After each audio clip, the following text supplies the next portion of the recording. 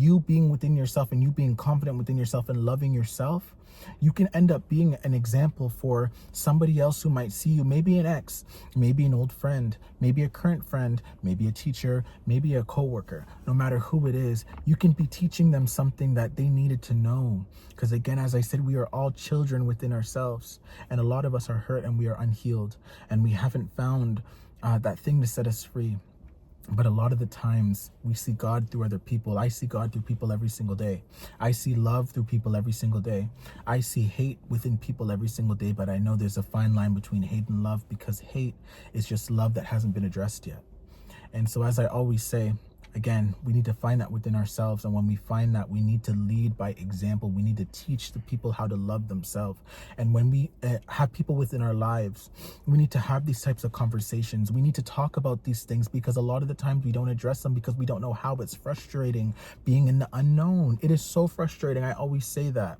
It's hard. It's hard talking about things you don't understand. But again, having these conversations can really encourage people, and it can really help people to go within themselves. We should be encouraging people to overcome barriers. We should be encouraging people to feel uncomfortable and stop just being in the comfortable, because sometimes feeling uncomfortable means that we're growing.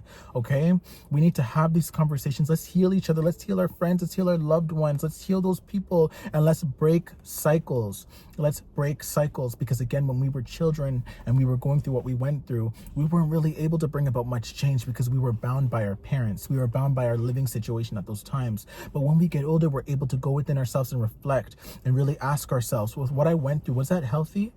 Would it be healthy for me to recycle these patterns within my kid's life, within my new partner's life? Would it be healthy to continue these things? Or do I need to address them now? Do I need to address them? Again, as he said, therapy, sometimes it's prayer in your religion. Sometimes it's shadow work, going within yourself. No matter what it is, again, we have to address these things, because there's a lot of pain, and as I said, I have to understand hurt is contagious. Those things are contagious, but so is love. So is love, and hurt is unevolved love. So let's continue to spread that, and let's continue to share that, and let's continue to go within ourselves. Let's heal each other one by one. Let's have these conversations with our friends. Check up on your friends, check up on your people, check up, because again, as I said, a lot of us are still hurt children who have not been addressed, and you don't know what people are going through until you ask. Sometimes it's a matter of just asking, hey, is everything okay? What's going on within your personal life? Again, it might be hard to break down those walls, but eventually they'll cave in. But again, once we address this hurt within all of us, again, we can heal. I know it sounds cliche. I know it sounds, too good to be true. But again, it's possible. It is possible. And I want you guys to understand this, and I want you guys to really take this